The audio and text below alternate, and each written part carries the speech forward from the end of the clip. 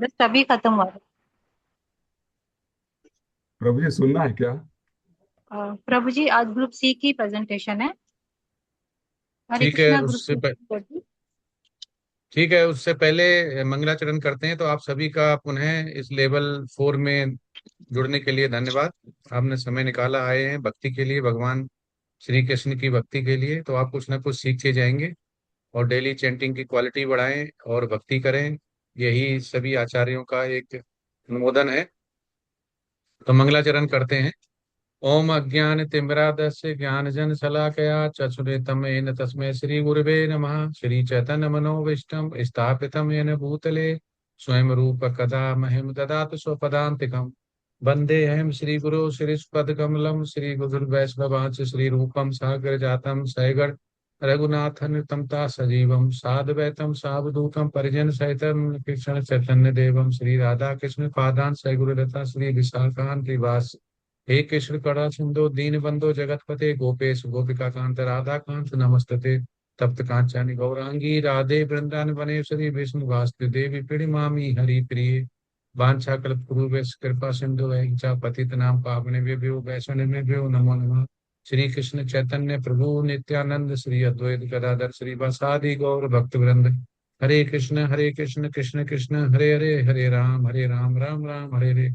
नमा ओम विश्वपदाय कृष्ण पृष्ठाय भूतले श्रीमते भक्तिवेदांत स्वामी नामने। नमस्ते सरस्वती देवे गौरवाणी प्रचारिणे निर्विशेष सुगुणवारी पाश्चात्य देश तारिणे।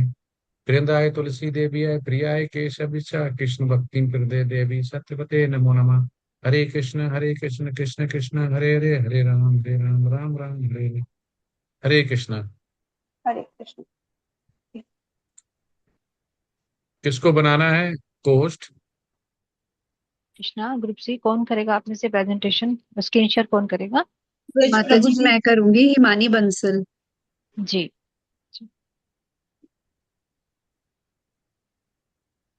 स- माता जी आपका फेस तो दिख ही नहीं रहा है। प्रभु जी घर में लाइट चली गई है, तो मैं बाहर बैठ के क्लास कर रही हूँ। बाहर अंधेरा भी है, इस वजह से फेस नहीं दिख पा रहा है। लाइट आएगी ठीक है। नहीं 10 बजे तक, मौसम खराब है यहाँ। ठीक है माता जी, बना दिया आपको पोस्ट। जी।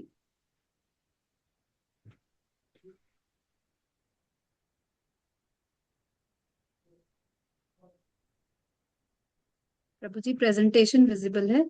हाँ विजिबल है।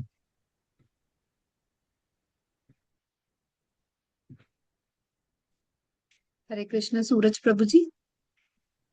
हरे कृष्ण माता जी। हरे कृष्ण प्रभु जी, दंडवत प्रणाम। हरे कृष्ण माता जी, हरे दंडवत कृष्णा। प्रणाम। प्रभु जी, हमारा ग्रुप चैतन्य है और हमारी प्रेजेंटेशन संख्या 31 है। हमें मन और इंद्रिय नियंत्रण का विषय मिला है, जिसका उत्तर हम 8 डिवोटी देने का प्रयत्न करेंगे। आपकी आज्ञा हो तो प्रेजेंटेशन प्रारंभ करें प्रभु जी। हाँ यस यस प्रभु जी। अब मैं हेमानी माता जी से अनुरोध करूंगा कि वो आए और प्रस्तुति को आगे बढ़ाएं। हरे कृष्णा हेमानी माता जी। धन्यवाद सूरज प्रभु जी, मुझे आमंत्रित करने के लिए। हरे कृष्णा प्रभु जी, हरे कृष्णा माता जी, आप सभी को मेरा दंडवत प्रणाम। हमारा विषय मन और इंद्रिय नियंत्रण है, जिसके बारे में मैं भगवान श्री कृष्ण द्वारा बोले गए श्लोकों से बताना चाहूंगी। मुझसे कोई त्रुटि हो जाए तो कृपया मुझे माफ करना और मेरा मार्गदर्शन करना। स्थित प्रज्ञ शब्द का अर्थ है अध्यात्म में स्थित। मन और इंद्रियों को कृत्रिम तरीकों से वश में करना मुश्किल है, पर यदि इन्हें कृष्ण भावनामृत में लगाया जाए तो सारी विषय वासनाएं स्वतः बिना किसी प्रयास के दब जाती हैं, और ये भक्ति उसे दिव्य चेतना प्राप्त करने में सहायक होती है। त्रैताप के होने से भी जिसका मन विचलित ना हो, जो सुख दुख में विचलित ना हो, जो राग विराग से प्रभावित नहीं होता, अपना पूरा जीवन भगवत सेवा में अर्पित कर देता है, वही स्थिरचित मुनि कहलाता है। और ये बिना कृष्ण भावनामृत हुए संभव नहीं है। इंद्रिया विषैले सर्पों की तरह है, वे अत्यंत स्वतंत्रता पूर्वक बिना किसी नियंत्रण के कर्म करना चाहती हैं। कृष्ण भावना भावित व्यक्ति इन इंद्रियों को केवल भगवान की विशिष्ट सेवाओं के लिए काम में लाता है, अन्यथा कछुए की भांति उनका संकोच कर इंद्रिय विषयों से खींच लेता है। अष्टांग योग जैसी विधि नव साधकों या अल्प ज्ञानी व्यक्तियों के लिए तब तक ठीक है, जब तक कृष्ण भावनामृत में रुचि जागृत नहीं हो जाती। जब रुचि जग जाती है तो मनुष्य में स्वतः इंद्रियां विषयों के प्रति अरुचि उत्पन्न हो जाती है। कृष्ण भावनामृत हुए बिना विश्वामित्र जैसे महर्षि तथा पूर्ण योगी भी मेनका के साथ विषय भोग में प्रवृत्त हो गए, जबकि कृष्ण भावनामृत होकर महाराज अम्बरीश परम योगी दुर्वासा मुनि पर विजय पा गए। योग सिद्धि की चरम अनुभूति कृष्ण भावनामृत होना ही है, और ऐसा भक्त मतपरा भक्त कहलाता है। हरे कृष्ण प्रभु जी, हरे कृष्ण माता जी। अब मैं अपनी वाणी को विराम देती हूँ और राखी शर्मा माता जी को अपनी प्रस्तुति के लिए आमंत्रित करती हूँ। हरे कृष्ण राखी माता जी। हरे कृष्णा। बहुत बहुत धन्यवाद हिमानी माता जी। हरे कृष्ण प्रभु जी, हरे कृष्ण माता जी। दंडवत प्रणाम। सभी उपस्थित भक्तों को सादर प्रणाम।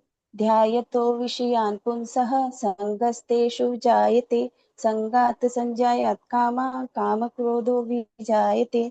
इस भौतिक जगत में हर प्राणी इंद्र विषयों के अधीन है। जब मनुष्य इंद्र विषयों का चिंतन मात्र भी करता है तो उसमें आसक्ति उत्पन्न हो जाती है। आसक्ति से इच्छा, और इच्छा पूर्ण न होने पर क्रोध, क्रोध से मोह होता है, मोह से भ्रमित होकर विवेक भ्रमित हो जाता है, जिससे बुद्धि का नाश हो जाता है। फिर मनुष्य भवकूप में पुनः गिरता है। यही चक्र मनुष्य के पतन का कारण बनता है। लेकिन जो कृष्ण भावना भावित है इस भौतिक पतन में नहीं गिरते। जैसे श्री चैतन्य चरितामृत के अंत लीला अध्याय 3 में बताया गया है, कैसे कृष्ण भावना भावित हरिदास ठाकुर जी को माया देवी में मोहित नहीं कर पाई। अगर मनुष्य अपने इंद्रियों को वश में कर लेता है तो सभी प्रकार के राग द्वेष से मुक्ति मिल जाती है। अगर कोई कृष्ण को अपना स्वामी या मित्र मान के संबंध स्थापित करता है तो उसके सारे तापों से वो मुक्त हो जाता है, जिससे मानसिक शांति का अनुभव होता है। लेकिन जब मनुष्य इंद्रियों को वश में नहीं कर पाता तो उसका मन चंचल, अशांत, अस्थिर हो जाता है, शांति अनुभव नहीं कर पाता और मन भटकने लगता है। जैसे पानी में तैरती हुई नाव को तेज हवाएं अपने साथ बहाकर ले जाती है, वैसे ही विचरती हुई इंद्रियों में से कोई एक इंद्रिय जिस पे मन लगा रहता है मनुष्य की बुद्धि को हर लेता है।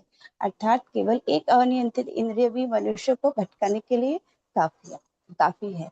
अगर कोई भी मनुष्य अपनी सारी इंद्रियों को भगवान की सेवा में लगाए तो उसकी मनुष्य की बुद्धि स्थिर हो जाती है, जैसे कि महाराज अमरीश जी ने किया, अपनी सारी इंद्रियों को भगवान की सेवा में लगाया। निष्कर्ष ये है कि हमें एक स्थिर प्रज्ञ व्यक्ति बनना चाहिए ताकि हम भौतिक पतन के चक्र से बाहर निकल सके और मानसिक शांति का अनुभव कर सके। प्रभु जी, इसी के साथ मैं अपनी वाणी को विराम देती हूँ। कोई त्रुटि हुई तो क्षमा कीजिए और मेरा मार्गदर्शन कीजिए। आगे मैं प्रभा माता जी को आमंत्रित करती हूँ कि वो प्रस्तुति को आगे बढ़ाए। हरे कृष्ण प्रभा माता जी।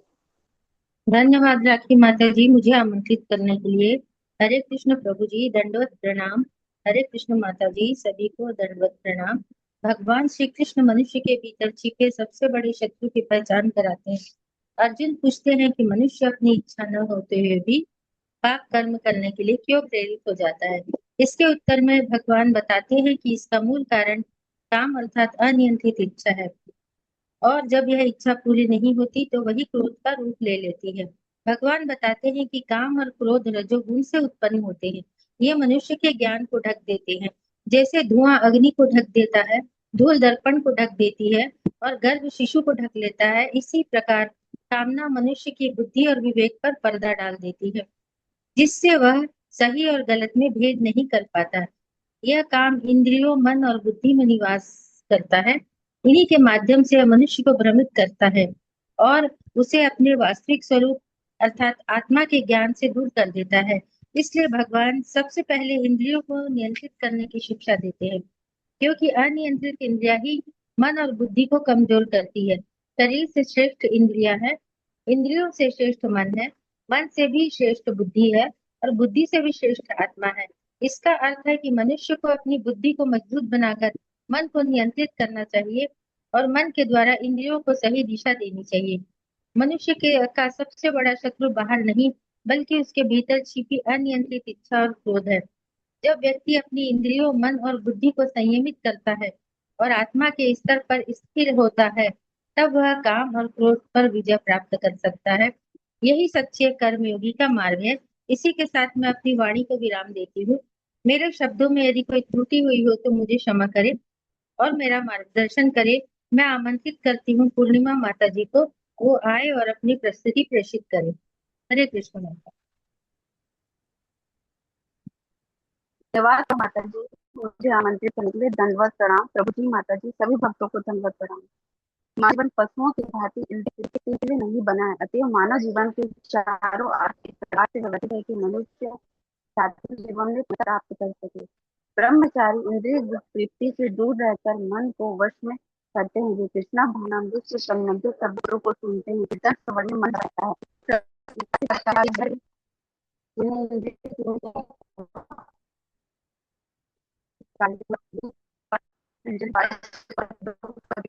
जब तक जीवा है तब तक वह परागात्मा तथा जब वह ब्रह्म इंद्रिय भोग से विरक्त होता है,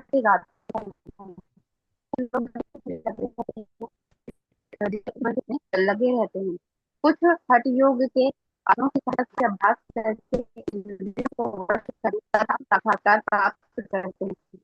इस प्रकार इंद्रियों के वेग को नियंत्रित करके भी आत्म साक्षात्कार प्राप्त कर सकता है। अतः मन को प्रकार से उन्हें प्रशिक्षित करना चाहिए कि प्रकृति की तड़प भड़क से आकृष्ट न हो, अतः अपने को व्यक्त करने का सर्वोच्च मन को रखना भावना। हरे कृष्णा माता जी, इससे आपकी वॉइस वॉइस ब्रेक हो रही है। नेटवर्क इश्यू है क्या आपका?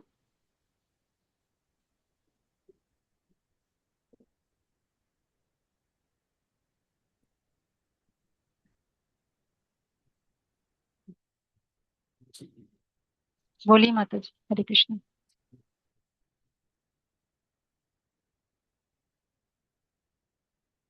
पूर्णिमा माता जी, आप अपना कैमरा ऑफ करके बोलिए प्लीज।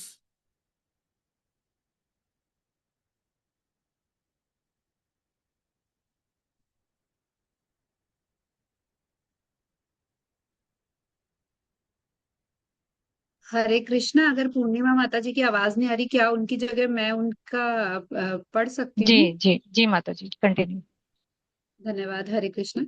मानव जीवन पशुओं की भांति इंद्र तृप्ति के लिए नहीं बना है। अतएव मानव जीवन के चारों आश्रम इस प्रकार से व्यवस्थित हैं कि मनुष्य आध्यात्मिक जीवन में पूर्णता प्राप्त कर सके। ब्रह्मचारी इंद्र तृप्ति से दूर रहकर मन को वश में करने की कोशिश करते हैं। वे कृष्ण भावनामृत सबित शब्दों को सुनते हैं। इसी प्रकार गृहस्थ भी, जिन्हें इंद्रिय की सीमित छूट है, बड़े ही संयम से इन कार्यों को पूरा करते हैं। वहीं पर पतंजलि द्वारा सूत्रबद्ध योग पद्धति का निर्देश है। जब तक जीवात्मा इंद्रियों भोग में आसक्ति है, तब तक वह परागात्मा, तथा जब तक वह इंद्रिय भोग से विरक्त है, तब तक वह प्रत्यागात्मा कहलाता है। कुछ लोग यज्ञ में लगे रहते हैं, कुछ जीवन की तलाश में लगे रहते हैं, कुछ हठ योग के आसनों की सहायता से अभ्यास करके इंद्रियों को वश में करने तथा आत्म साक्षात्कार प्राप्त करते हैं। इसी प्रकार मनुष्य इंद्रियों के वेग को नियंत्रित करके आत्म साक्षात्कार प्राप्त करता है। अतः मन को इस प्रकार से प्रशिक्षित करना चाहिए कि वह प्रकृति के तड़प भड़क से आकृष्ट ना हो। अतः अपने को विरक्त करने का सर्वोत्कृष्ट साधन मन को सदैव कृष्ण भावनामृत में निरंतर रखा जाए। इससे मानव स्वतः ही इंद्रियों का नियंता बन जाता है। कृष्ण की सेवा में निरंतर तत्पर रहने के लिए क्या करना है, अन्य किसी कार्य से प्रवृत्त होने का अवसर नहीं पाती। फलतः जीवन के अंत में स्वतः भगवान कृष्ण के दिव्य पद पर स्थापित कर दिया जाता है। हरे कृष्ण माता जी। हरे कृष्ण प्रभु जी। अगर कोई त्रुटि हुई हो मेरे शब्दों में तो मुझे कृपया क्षमा कीजिएगा।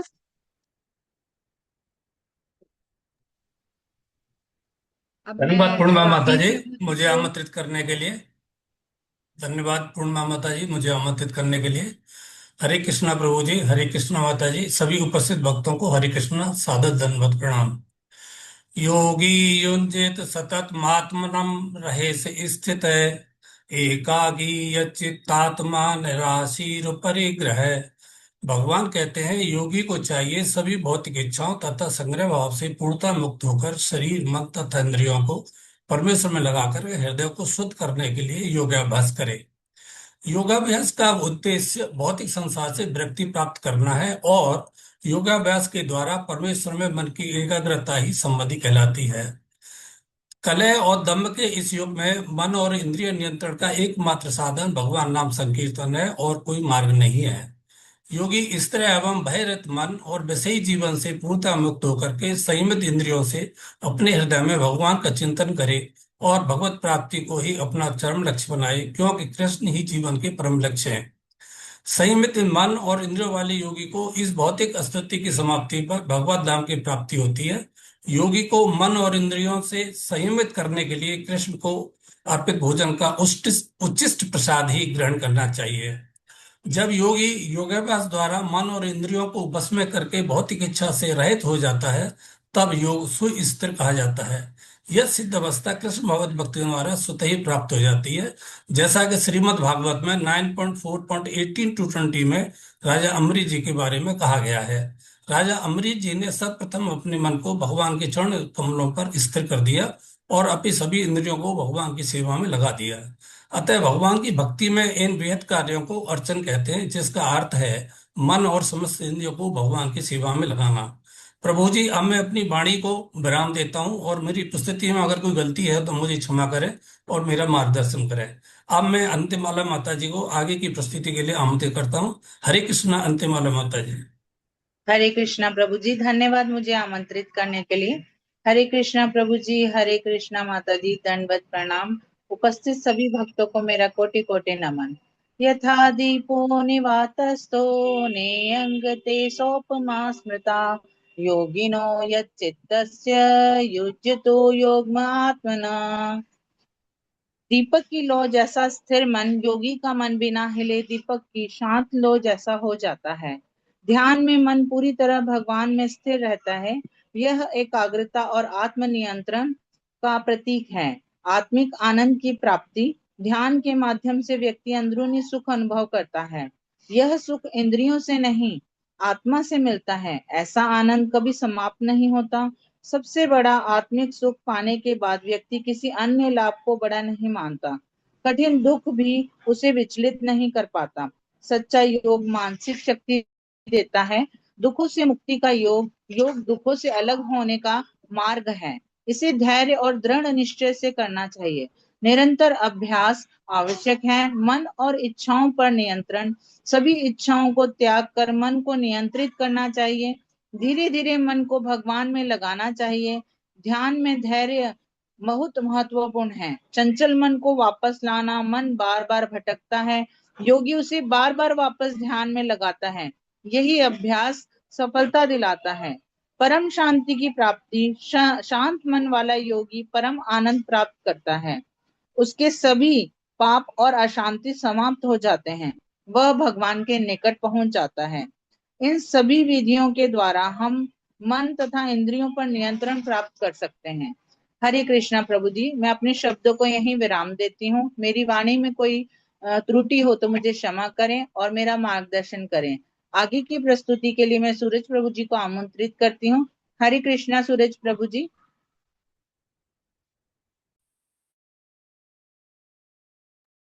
धन्यवाद अंतिम बाला माता जी, मुझे आमंत्रित करने के लिए। हरे कृष्णा माता जी, हरे कृष्णा प्रभु जी, दंडवत प्रणाम। सभी उपस्थित भक्तों को मेरा सादर प्रणाम। श्री भगवानुवाच असंशयं महाबाहो मनो दुर्निग्रहं चलम् अभ्यासेन तु कौन्तेय वैराग्येण च गृह्यते। मन और इंद्रियों का नियंत्रण अत्यधिक कठिन है। भगवान श्री कृष्ण भी यह स्वीकारते हैं कि मन को वश में करना अत्यंत कठिन है। मन इंद्रियों के माध्यम से मनुष्य को भटकाता है, परंतु अभ्यास और वैराग्य के माध्यम से मन को और इंद्रियों को वश में किया जा सकता है। अभ्यास का अर्थ है बार बार मन को भगवान के चिंतन और जप में लगाना, और वैराग्य का अर्थ है सांसारिक विषयों और इच्छाओं से दूरी बनाना। असंयमित व्यक्ति के लिए कोई भी योगाभ्यास बहुत कठिन है। मनुष्य को चाहिए कि अपने नियत कर्तव्यों का पालन करते हुए साथ साथ निरंतर हरे कृष्ण महामंत्र का जप करे। हरे कृष्ण महामंत्र के जप से व्यक्ति भौतिक कलमश से मुक्त हो जाता है। भगवान के श्रवण, स्मरण और जप से मनुष्य शुद्ध भक्त बन जाता है। शास्त्रों के अनुसार भगवान चैतन्य ने घोषणा की है कि भगवान के पवित्र नाम जप के अतिरिक्त भगवान के साक्षात्कार तथा मन और इंद्रिय नियंत्रण का कोई और उपाय नहीं है। भगवान यह भी बताते हैं कि नियमित ध्यान, भक्ति और जप से मन स्थिर होता है, और जब मन विषयों से हटकर भगवान की ओर लग जाता है तब इंद्रियां स्वतः ही नियंत्रित होने लग जाती हैं। इसी के साथ मैं अपनी वाणी को विराम दूंगा। मुझसे कोई त्रुटि हुई हो तो मुझे क्षमा कीजिए और मेरा मार्गदर्शन कीजिए। और अब मैं रक्षक प्रभु जी से निवेदन करूंगा कि वो आए और प्रस्तुति को आगे बढ़ाएं। हरे कृष्णा। रक्षक प्रभु जी। धन्यवाद सूरज प्रभु जी मुझे आमंत्रित करने के लिए। हरे कृष्णा प्रभु जी, हरे कृष्णा माता जी, दंडवत प्रणाम। जिसने अपने मन को जीत लिया उसने अपने जीवन की सबसे बड़ी लड़ाई जीत ली। आज लगभग हर एक व्यक्ति एक ही समस्या से संघर्ष कर रहा है, मन और इंद्रियों को नियंत्रित करना। कभी मोबाइल और सामाजिक माध्यम मन को भटका देते हैं, और कभी क्रोध अचानक मनुष्य को अस्थिर कर देता है, और कभी इच्छाएं तथा भौतिक आकर्षण व्यक्ति को भीतर से कमजोर बना देते हैं। मन इतना चंचल है कि यदि इसे सही दिशा ना दी जाए तो ये तुरंत भौतिक विषयों की ओर भागने लगता है। इसलिए केवल इच्छाओं को दबाने से वास्तविक शांति नहीं मिलती। दबाई हुई इच्छाएं कुछ समय बाद फिर से और अधिक शक्ति से वापस आ जाती है। इसी कारण कृष्ण भगवत गीता में एक बहुत गहरा और व्यवहारिक समाधान देते हैं। वे कहते हैं, मन मना भव मद भक्तो, हमेशा मेरा स्मरण करो और मेरे भक्त बनो। अर्थात मन को व्यर्थ के कामों में लगाने के बजाय उसे भगवान की सेवा में लगाए। जब मनुष्य हरे कृष्ण महामंत्र का जप करता है, कृष्ण कथा सुनता है, प्रसाद ग्रहण करता है और भक्तों की संगति करता है, तो मन धीरे धीरे शुद्ध और शांत होने लगता है। जैसे गंदे जल में हम लगातार स्वच्छ जल पाते जाएंगे तो जल साफ हो जाएगा, वैसे ही भगवान का नाम हम मन को शुद्ध कर देता है। निष्कर्ष, भगवत गीता का संदेश बहुत सरल और अत्यंत शक्तिशाली है। मन को कृष्ण में लगाओ और इंद्रियां स्वतः ही नियंत्रित हो जाएंगी। जब मनुष्य भगवान का स्मरण करता है और अपना जीवन भक्ति में लगाता है, तो तब उसका मन धीरे धीरे शुद्ध और शांत और स्थिर होने लगता है। जो इंद्रियां पहले भौतिक विषयों की ओर भागती थी, वो अब भगवान की सेवा में लगकर आध्यात्मिक बन जाती है। इसीलिए वास्तविक आत्म संयम इच्छाओं को दबाने से नहीं बल्कि भगवान कृष्ण भावना मृत में लगाने से होता है। तो भगवत गीता की यही शिक्षा है और यही शुभ का मार्ग है। हरे कृष्ण। अगर मेरी वाणी में कोई त्रुटि है तो कृपया करके मुझे क्षमा करना और मेरा मार्गदर्शन करना। हरे कृष्णा प्रभु जी, हरे कृष्णा माता जी। इसी तरह हमारी प्रेजेंटेशन का समापन होता है। वांछा कल्पतरुभ्यश्च कृपा सिंधु भैवचे पतितानां पावनेभ्यो वैष्णवेयो नमो नमः। आनंद कोटि भक्त वैष्णव वृंद की जय हो। जगत गुरु शिला प्रपाद की जय हो। पतित पावन गुरु महाराज की जय हो। सामवेद गौर भक्त वृंद की जय हो। हृदय गौर प्रेम। जय। हरि हरि बोल। कृष्ण कृष्ण कृष्ण हरे हरे हरे राम हरे राम हरे राम राम राम हरे हरे। ग्रुप सी बहुत अच्छी प्रस्तुति और पीपीटी बहुत अच्छी बनाई है, बहुत क्लियर एंड क्लियर कट उसमें लिखा हुआ है और आप लोगों ने बहुत अच्छी प्रस्तुति दी है। धन्यवाद इसके लिए, जुड़ने के लिए और प्रस्तुति देने के लिए। ये बहुत अच्छा है। मन और इंद्रिय नियंत्रण सारा अगर आप देखेंगे, भक्ति पूरी इसी पे टिकी हुई है। जितना भी आप देखेंगे सारी भक्ति, और अर्जुन बात भी ऐसे ही करते हैं कि जो इंद्रियां और मन के ऊपर जिससे होता है कि ये 6.35 में जो बोला है उन्होंने, असंशय महाभाव मनोदुर्ग्रहण चलम अभ्यास होते कौनते बराकर न गिरते। तो इसलिए ही भगवान भी इस पे ही जोर दे रहे हैं, अर्जुन भी इस पे ही जोर दे रहे हैं कि मन और इंद्रियां नियंत्रण करना। मन और इंद्रियां नियंत्रण करते तो समझो आपने सब कुछ ही जीत लिया। तो इसीलिए बहुत अच्छी प्रस्तुति इसमें।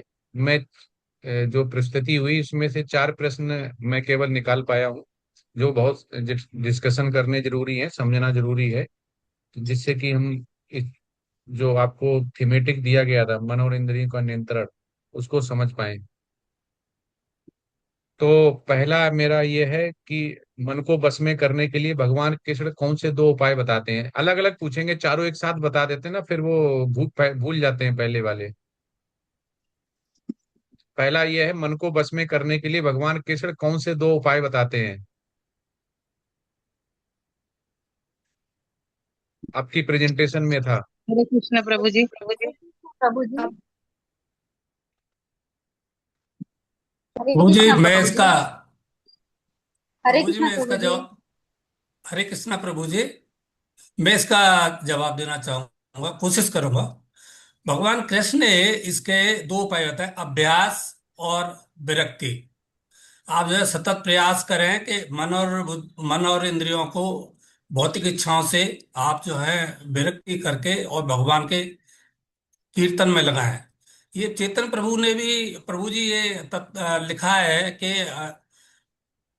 अपने मन को नियंत्रण करने के लिए सबसे जो उत्तम उपाय है, कृष्ण भावित होकर के नवदा भक्ति की जाए, ज्यादा से ज्यादा श्रवण किया जाए, इसका अभ्यास किया जाए, श्रवण और कीर्तन का।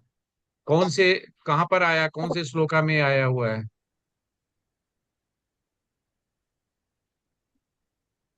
ये ये सिक्स प्रभु पॉइंट जी, थ्री फाइव और 6.36। हाँ, 3.5 से 3.6, 3536 में है प्रभु जी ये। जी। प्रभु जी, मैं इसमें कुछ ऐड करना चाहती हूँ, आपकी हाँ, आज्ञा हो यस तो। माता जी। प्रभु जी, प्रभुपाद ने इसमें बहुत अच्छा एक उदाहरण दिया है कीट और तितली का। जैसे कीट कोकून में रहता है, हाँ, उसमें निरंतर अभ्यास करता है, संघर्ष करता है, एक लंबा समय लगता है उसको तितली बनने में। उसी तरह भगवान ने भी बोला है मन को वश में करने के लिए हमको अभ्यास करना पड़ेगा, और ये काफी लंबा समय हो लगेगा इसमें। इसमें निरंतर अभ्यास करते हुए मनुष्य कि भगवान को प्राप्ति कर सकता है। उसके लिए उसको वैराग्य होना, जैसे कीट कोकून में रहता है तो वो भौतिक चीजों से, बाहरी चीजों से आसक्ति नहीं होती, वो एक जगह इकट्ठा बैठा रहता है। तो वैसे ही मनुष्य को वैराग्य लेना चाहिए ताकि भौतिक विषयों से आसक्ति ना करे, अभ्यास निरंतर करते जाए ताकि वो तितली के समान स्वतंत्र हो जाए, कीट से तितली बन जाए। ये प्रभुपाद ने अपने तात्पर्य में उदाहरण दिया था प्रभु जी। यस हरे यस, कृष्ण। धन्यवाद माता जी, प्रभु जी। हाँ, यस माता जी। प्रभु जी, मैं कुछ ऐड करना चाहती हूँ।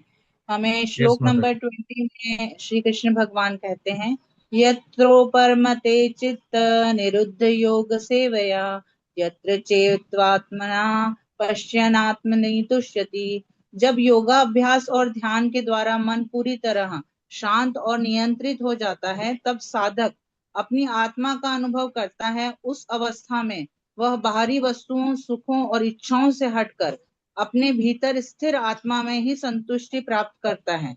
मन की चंचलता समाप्त हो जाती है। साधक का ध्यान बाहरी संसार से हटकर आत्मा पर केंद्रित हो जाता है। उसे किसी भी भौतिक वस्तु की आवश्यकता महसूस नहीं होती। आत्मज्ञान से उसे आंतरिक शांति और संतोष प्राप्त होता है। हरे कृष्णा प्रभु जी। यस माता जी, हरे बहुत कृष्णा सुंदर प्रभु जी। बताया। हरे कृष्णा प्रभु इसमें जी, मैं आता है थोड़ा सा 6.35, बहुत रिलेवेंट इसका श्लोक है, जिसमें इसका आंसर है। आप लोगों ने सही बताया कि इसमें भगवान कृष्ण ने मन को नियंत्रित करने के लिए दो चीजें बताई हैं। पहला प्रैक्टिस, दूसरा है डी अटैचमेंट, मतलब अभ्यास एंड जी वैराग्य। जी श्लोका प्रभु। 6.35 है इसका। असंशय महाबाहो मनो दुनिग्रहम चलम अभ्यासेनु, अभ्यास बोला उन्होंने, तू कौनते वैराग्यण, वैराग्यण उन्होंने बोला, चा ग्रहम ते। तो ये 6.35 में उन्होंने इसका आंसर बताया। दूसरा प्रश्न ये है कि सब कुछ सही है तो इंद्रियां इतनी शक्तिशाली क्यों कही गई हैं? इसमें जो आपने इंद्रियों मन को नियंत्रण बोला, तो मन और इंद्रियां जो हैं, तो उसमें इंद्रियों को इतना शक्तिशाली क्यों बोला गया? और बोला गया तो किस इस श्लोका में इसका आंसर बताया गया है? प्रभु जी, मैं इसका उत्तर देना चाहूंगी। हाँ, यस माता जी। इंद्रियों को शक्तिशाली बोला गया है क्योंकि जैसे कि कोई ज्ञानी है, उसको पता होता है कि अ, इंद्रियों को वश में करना है, और कोई अज्ञानी है उसको भी पता होता है, लेकिन जो ज्ञानी होता है वो भी इंद्रियों के वश में आ जाता है और उसे वो भी बच नहीं पाता। तो इंद्रियां बहुत शक्तिशाली होती है, वो ज्ञानी को भी हर लेती है और अज्ञानी को भी हर लेती है। इसलिए यस इंद्रियों माता को जी। वश में करना बहुत जरूरी है। यस हरे माता जी। कृष्ण प्रभु जी, इसमें कुछ ऐड करना चाहूंगी। यस माता जी। प्रभु जी, इसमें मन के लिए बोला गया है कि मन जो है वही व्यक्ति का दुश्मन भी है और वही व्यक्ति का मित्र भी है। अगर हम मन के ऊपर अपना संयम कर लें तो मन हमारा मित्र, और मन पे संयम नहीं करा तो फिर सारी ही इंद्रियां हमारे कंट्रोल से बाहर जा सकती है और वो हमारा सबसे बड़ा शत्रु बन जाएगा मन। हरे यस कृष्ण। माता जी। प्रभु हरे जी, इसमें कृष्णा मैं छोटी सी दो लाइनें ऐड थोड़ा करना करें। चाहूँ। हरे कृष्णा यस। प्रभु, मैं ऐड तो करना। हरे कृष्णा। हाँ, बोलिए माता जी। योगी को ऐसा दिव्य और आत्मिक सुख तभी प्राप्त हो सकता है जो इंद्रियों से नहीं बल्कि आत्मा से अनुभव किया जाता है। यह सुख स्थायी होता है, किसी भी परिस्थिति में भौतिक वस्तु या परिस्थिति पर निर्भर नहीं होता है। यस। हरे हरे कृष्णा प्रभु जी, मैं थोड़ा सा ऐड करूँ इसमें? हाँ, आपकी आवाज क्लियर नहीं आ रही प्रभु जी।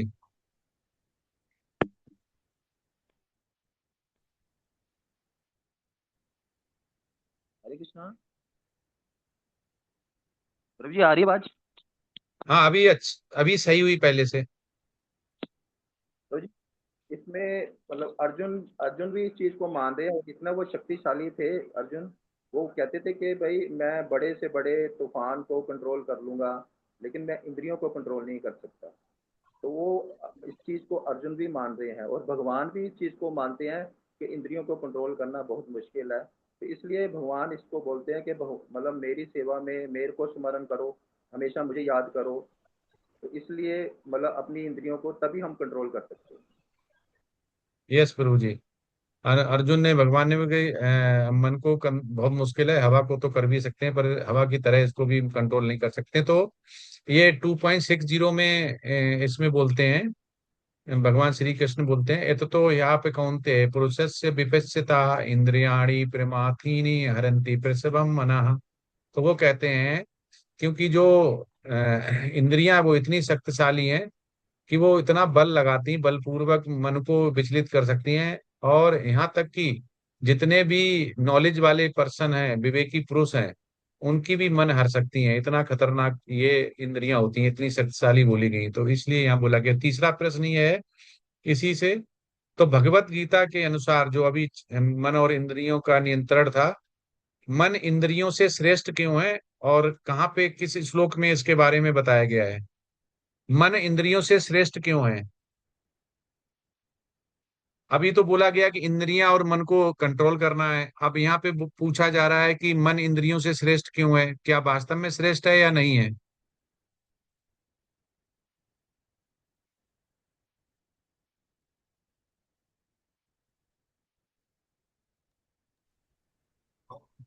हरे कृष्णा प्रभु जी, मैं जरा इसका जवाब देने के लिए कोशिश करूंगा।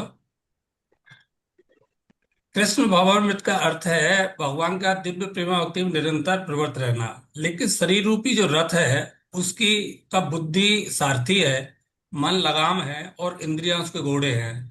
और तो मन और इंद्रियों की संगति से ही आत्मा सुख और दुख का भोक्ता बनता है, और प्रबल मन को भोगाभ्यास द्वारा बस में किया जा सकता है।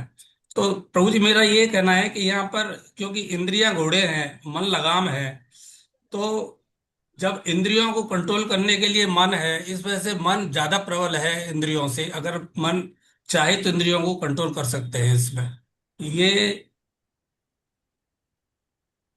ये अध्याय 6 में ही है। मुझे वो श्लोक याद नहीं आ रहा प्रभु जी जो ये दे रखा है। और कोई ऐड करेगा इसमें? हरे कृष्ण प्रभु जी, मैं कर सकता हूँ? आवाज नहीं आ रही प्रभु जी आपकी। अब आ रही है आवाज प्रभु जी? ये सब आ रही है। जी प्रभु जी, हरे कृष्ण। तीसरे हाँ। अध्याय के 42वें श्लोक में भगवान कहते हैं, इंद्रियाणि पराण्याहु और इंद्रियेभ्य परं मनः, मन असस्तु परांग बुद्ध्यां बुद्धे परस्तस्तु सह। अर्थात इंद्रियां शरीर से श्रेष्ठ कही जाती है, परंतु उससे भी मन श्रेष्ठ है, क्योंकि यही इंद्रियों को शिक्षा देते हुए दिशा देता है। मन से भी बुद्धि विवेक है, और मन से श्रेष्ठ बुद्धि है, और बुद्धि श्रेष्ठ आत्मा है। जी प्रभु जी, हरे कृष्ण। यस, बहुत बढ़िया, बहुत अच्छा आंसर दिया आपने, बिल्कुल सही आंसर दिया है, और बिल्कुल इस श्लोका के साथ। क्योंकि इन इसका उत्तर यही है जो प्रभु जी ने दिया कि इंद्रियां जो हैं वो मन के अधीन कार्य करती हैं, और मन उनसे श्रेष्ठ है इंद्रियों से। इसलिए मन इंद्रियों से श्रेष्ठ क्यों है, इसलिए बोला गया। अब बुद्धि जो है वो मन से श्रेष्ठ है, और आत्मा है वो बुद्धि से भी श्रेष्ठ है। इंद्रियाणि पाराणि इंद्रियेरम परम मनः, मनस्सु परा बुद्धयो बुद्धे परस्तु साह। तो ये 3.42 में। धन्यवाद प्रभु जी, आपने बिल्कुल सही बताया। अब लास्ट हरे प्रश्न है। हरे कृष्णा प्रभु हरे जी, मैं कृष्ण थोड़ा प्रभु। सा हाँ यस। प्रभु जी, इसमें मतलब भगवत गीता में बताया गया है कि जो इंद्रियों से श्रेष्ठ मन है, तो जो श्रेष्ठ होता है तो वही उसी का ऑर्डर चलता है ना। तो जब इंद्रियों हम्म। से श्रेष्ठ मन है तो फिर उसी का ऑर्डर चलेगा, तो इंद्रियां उसी के ऑर्डर से काम करेंगी। इसमें भगवत गीता में जी। यस यस, धन्यवाद प्रभु जी, बिल्कुल सही बताया। अब लास्ट और अंतिम प्रश्न कि मन और इंद्रियां नियंत्रण आपका टॉपिक था, थीमेटिक था, तो मन और इंद्रियों को जीतने वाले व्यक्ति की पहचान क्या है और कृष्ण आंसर क्या है, प्रभु और श्लोका कौन सा है? हरे कृष्ण प्रभु जी, इसका उत्तर हरे देना कृष्ण चाहूंगी। प्रभु जी, यस हरे कृष्ण यस। प्रभु हरे आवाज कृष्ण नहीं आ प्रभु रही जी। किसी की भी। अ, हरे मुझे कृष्ण सुनाई नहीं दे प्रभु रहा कुछ जी। भी। यस माता जी। प्रभु हरे जी, आवाज कृष्णा बाकी जगह प्रभु सब जी। क्लियर है, आप ही के पास शायद आवाज का कुछ इशू है, बाकी जगह तो क्लियर आ रही है। अच्छा। तो शायद आपका नेटवर्क का इशू है प्रभु जी। आप बोलिए। हरे कृष्ण प्रभु जी। जैसे वो किसी के प्रति भी मतलब द्वेष ही रहता है, और वह उसकी जो बुद्धि होती है वो स्थिर होती है, और वह मोह अहंकार से रहित होता है, और किसी प्रकार की वह चिंता भी नहीं करता है। तो और वह सभी परिस्थितियों में समभाव बना रहता है, चाहे उसे दुख मिले या सुख मिले, चाहे उसे असफलता हो या सफलता हो, वह इसी प्रज्ञ रहता है, मतलब उसकी बुद्धि जो रहती है हमेशा हर परिस्थिति में स्थिर रहती है। माता जी, आपका नेटवर्क इशू है। हरे कृष्ण प्रभु जी, माता जी की आवाज शायद क्लियर नहीं आई। वो वही श्लोक संख्या इसमें 2.61 से लेकर 2.63 के बीच में है कि वैसा व्यक्ति स्थित प्रज्ञ कहलाता है। वो किसी भी कंडीशन में, चाहे उसको सुख मिले, दुख मिले, राग मिले, द्वेष मिले, वो कभी भी विचलित नहीं होता है, संभाव रहता है। यस यस, बहुत अच्छा। हरे हरे कृष्णा कृष्ण। प्रभु जी, मैं एक चीज ऐड और करना चाहूंगी इसमें। यस यदा विनियतं चित आत्मत आत्मेन एव अविष्यते निस्पृह सर्व को कौम्भेय युक्त इति उच्यते तदा। जब योगी योगाभ्यास द्वारा अपने मानसिक कार्यकलापों को वश में कर लेता है और अध्यात्म में स्थित हो जाता है, अर्थात समस्त भौतिक इच्छाओं से रहित हो जाता है, तब वह योग में सुस्थिर कहा जाता है। हरे कृष्णा। यस माता जी। प्रभु जी, मैं भी कुछ ऐड करना चाहूंगी। Yes yes. प्रभु जी, अध्याय 14 में भी जो अर्जुन है वो भगवान से पूछता है, क्या लिंगे स्त्रीन गुणा नेतान अतीतो भवति प्रभो किमाचार कथन चैतान स्त्रीन गुणान नति वर्तते। तो इसमें जो है अर्जुन पूछते हैं कि जो इन तीनों गुणों के परे है वह किन लक्षणों द्वारा जान जाता है, उसका आचरण कैसे होता है, और वो प्रकृति के गुणों को किस प्रकार लांघता है। तो इसमें भी भगवान जो है 4 श्लोकों में ये बता रहे हैं। श्री भगवान वाच प्रकाशं च प्रवृत्तिं च मोहमेव च पाण्डव न दृष्टिसम्प्रवृत्तानि न निवृत्तानि काङ्क्षति उदासीनवदासीनो गुणैर्यो न विचाल्यते गुणा वर्तन्ते इत्येव यो तिष्ठति नेहते समदुःखसुखस्वस्थः समलोष्टाश्मकाञ्चना तुल्यप्रिया प्रियो धीरस्य तुल्यनिन्दात्मसंस्तुति मानपमानयो तुल्यस्तुल्यो मित्रारिपक्षयो सर्वारंभ परित्यागी गुणातीतस्य उच्यते। तो भगवान ने कहा, ये पांडुपुत्र जो प्रकाश आसक्ति और मोह में उपस्थित होने पर भी न तो उनसे घृणा करता है और न लुप्त हो जाने पर इसकी इच्छा करता है, जो भौतिक गुणों से इन समस्त प्रतिक्रियाओं से निश्चल और अविचलित रहता है, और यह जानकर कि केवल गुण ही क्रियाशील है, उदासीन और दिव्य बना रहता है, जो अपने आप में स्थित है और सुख और दुख को एक समान समझता है, जो मिट्टी के ढेले पत्थर और स्वर्ण को टुकड़े को समान दृष्टि से देखता है, जो अनुकूल तथा प्रतिकूल के प्रति समान बना रहता है, जो धीर है और प्रशंसा तथा बुराई मान अपमान में संभाव रहता है, जो शत्रु और मित्र के साथ समान व्यवहार करता है, और जिसने सारे भौतिक कार्यों का परित्याग कर दिया है, ऐसे व्यक्ति को प्रकृति के गुणों से अतीत कहते हैं। यस जी माता प्रभु जी। जी। हरे कृष्णा प्रभु जी, आपकी आज्ञा तो मैं कुछ बोलूं। हाँ यस यस प्रभु जी। प्रभु जी, जो मन और इंद्रियों को जीतने का जो श्लोक है वो भगवान ने 6.7 में बताया है। जितात्मना प्रशांतस्य परमात्मा समाहित शीतोष सुख दुखेषु तथा मान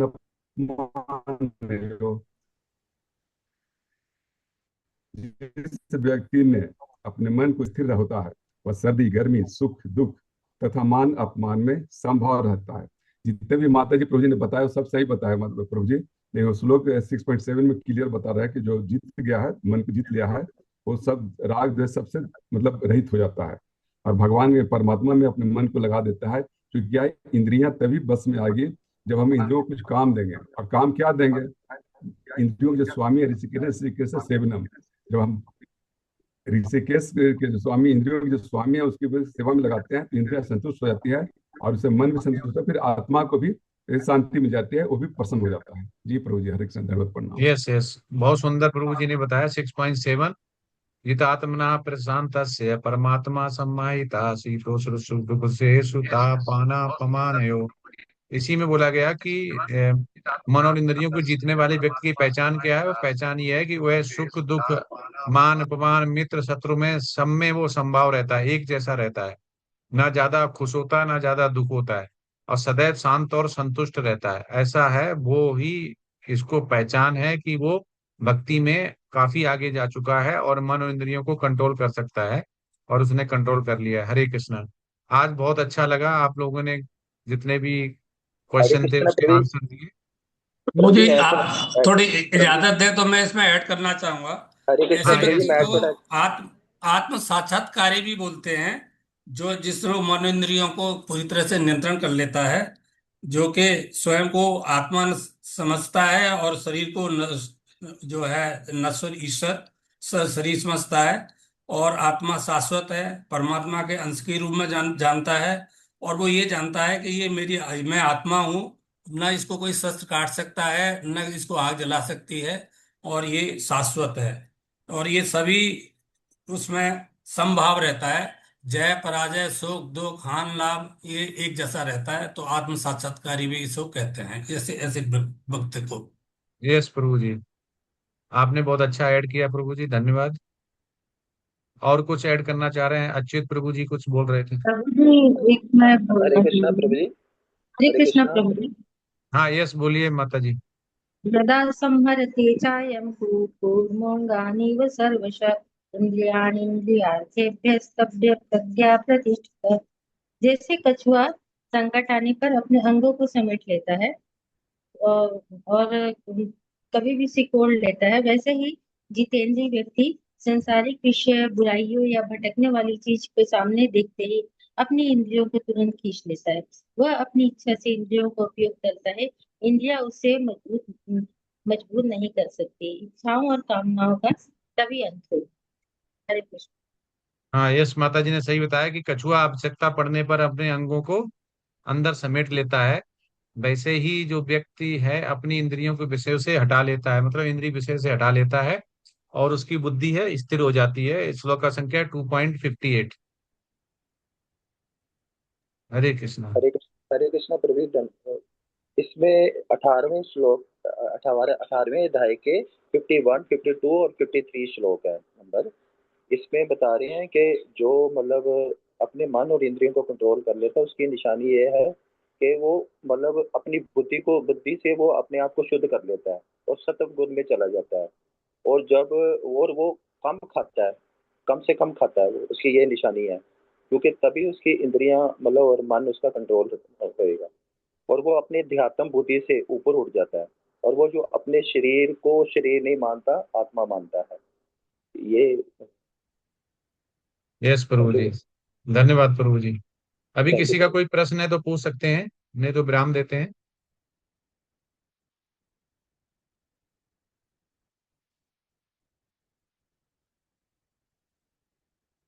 कोई प्रश्न नहीं तो सभी का बहुत बहुत धन्यवाद क्वेश्चन आंसर के लिए और लर्निंग और शेयरिंग के लिए। हरे कृष्णा, चलते हैं आज।